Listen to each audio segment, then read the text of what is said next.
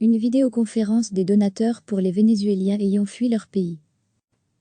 Ce 26 mai, à l'initiative de l'Union européenne et de l'Espagne, a été organisée une vidéoconférence des donateurs, avec pour objectif de lever des fonds en vue d'aider les millions de réfugiés vénézuéliens ayant fui leur pays. C'est le plus important exode d'Amérique du Sud de l'histoire récente. En cours depuis 2015, ces conditions se sont encore aggravées à la suite de la pandémie du Covid-19. En tout, ce sont plus de 40 pays et institutions financières qui se mobilisent autour des agences de l'ONU, au Commissariat de l'ONU pour les réfugiés, UNHCR, Organisation internationale de la migration, OIM, et Union européenne. C'est le chef de la diplomatie européenne, José Borrell, qui est à la manœuvre.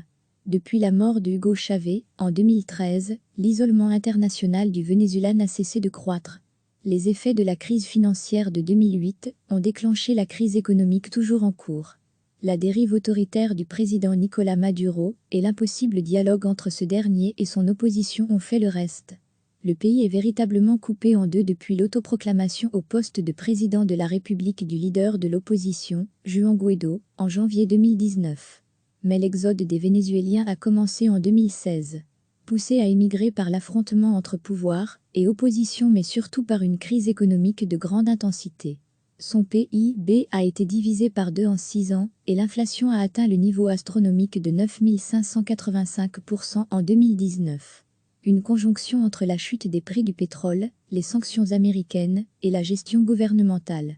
Le nombre de réfugiés a atteint à présent le niveau de 5 millions essentiellement concentrés en Amérique du Sud et principalement en Colombie. La pandémie du nouveau coronavirus a encore accentué la précarité des réfugiés, ce qui en pousse toute une partie à tenter de retourner au Venezuela. Amnesty International appelle à soutenir l'initiative européenne de soutien des réfugiés qui, selon l'ONG, ont fui des violations massives des droits humains. Pour AI, il faut soutenir les pays ayant accueilli la fuite des Vénézuéliens et de manière massive. Erika Guevara Rosa, directrice du programme Amérique d'Amnesty International, la réponse mondiale doit être proportionnelle à l'ampleur de la crise au Venezuela. La communauté internationale ne doit pas rater cette occasion de faire preuve de solidarité et de fournir aux États d'Amérique latine les ressources financières nécessaires pour garantir la sécurité des personnes qui ont été forcées à fuir le Venezuela. La population vénézuélienne réfugiée en Colombie voisine, 1,8 million de personnes, n'arrive pas non plus à accéder à des services essentiels tels que des cantines ou à l'éducation. Les jeunes n'arrivent pas à profiter d'opportunités d'éducation ou de formation essentielles pour la mise en œuvre d'un potentiel et pour un nouveau départ dans leur pays d'adoption. Bien que la Colombie fournisse un enseignement gratuit, l'importance des arrivées de Vénézuéliens a engorgé les services publics. De plus, les migrants, en situation économique délicate, n'arrivent souvent pas à faire face aux dépenses de base telles que celles de transport, de logement ou de nourriture. La crise du Covid-19 ne fait que mettre en lumière une situation dont la précarité était déjà connue avant mars 2020. Ce 26 mai, à l'initiative de l'Union européenne et de l'Espagne, a été organisée une vidéoconférence des donateurs, avec pour objectif de lever des fonds en vue d'aider les millions de réfugiés vénézuéliens ayant fui leur pays. C'est le plus important exode d'Amérique du Sud de l'histoire récente. En cours depuis 2015, ces conditions se sont encore aggravées à la suite de la pandémie du Covid-19.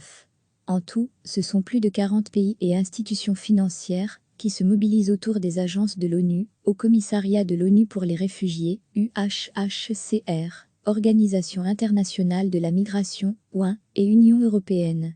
C'est le chef de la diplomatie européenne, José Borrell, qui est à la manœuvre. Depuis la mort de Hugo Chavez, en 2013, l'isolement international du Venezuela n'a cessé de croître.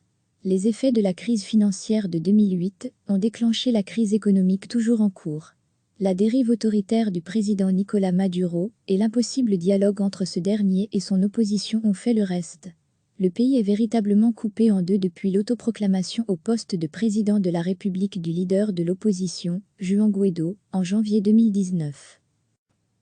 Mais l'exode des Vénézuéliens a commencé en 2016. Poussé à émigrer par l'affrontement entre pouvoir et opposition mais surtout par une crise économique de grande intensité. Son PIB a été divisé par 2 en 6 ans et l'inflation a atteint le niveau astronomique de 9 585% en 2019. Une conjonction entre la chute des prix du pétrole, les sanctions américaines et la gestion gouvernementale. Le nombre de réfugiés a atteint à présent le niveau de 5 millions, essentiellement concentrés en Amérique du Sud et principalement en Colombie.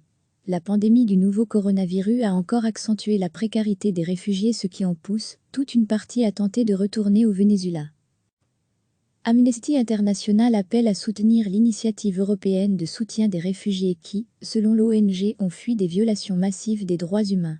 Pour AI, il faut soutenir les pays ayant accueilli la fuite des Vénézuéliens et de manière massive.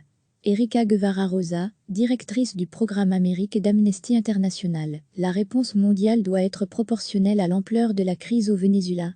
La communauté internationale ne doit pas rater cette occasion de faire preuve de solidarité et de fournir aux États d'Amérique latine les ressources financières nécessaires pour garantir la sécurité des personnes qui ont été forcées à fuir le Venezuela. La population vénézuélienne réfugiée en Colombie voisine, 1,8 million de personnes, n'arrive pas non plus à accéder à des services essentiels tels que des cantines ou à l'éducation. Les jeunes n'arrivent pas à profiter d'opportunités d'éducation ou de formation essentielles pour la mise en œuvre d'un potentiel et pour un nouveau départ dans leur pays d'adoption. Bien que la Colombie fournisse un enseignement gratuit, l'importance des arrivées de Vénézuéliens a engorgé les services publics. De plus, les migrants, en situation économique délicate, n'arrivent souvent pas à faire face aux dépenses de base telles que celles de transport, de logement ou de nourriture. La crise du Covid-19 ne fait que mettre en lumière une situation dont la précarité était déjà connue avant mars 2020. Cliquez sur s'abonner pour recevoir les dernières nouvelles.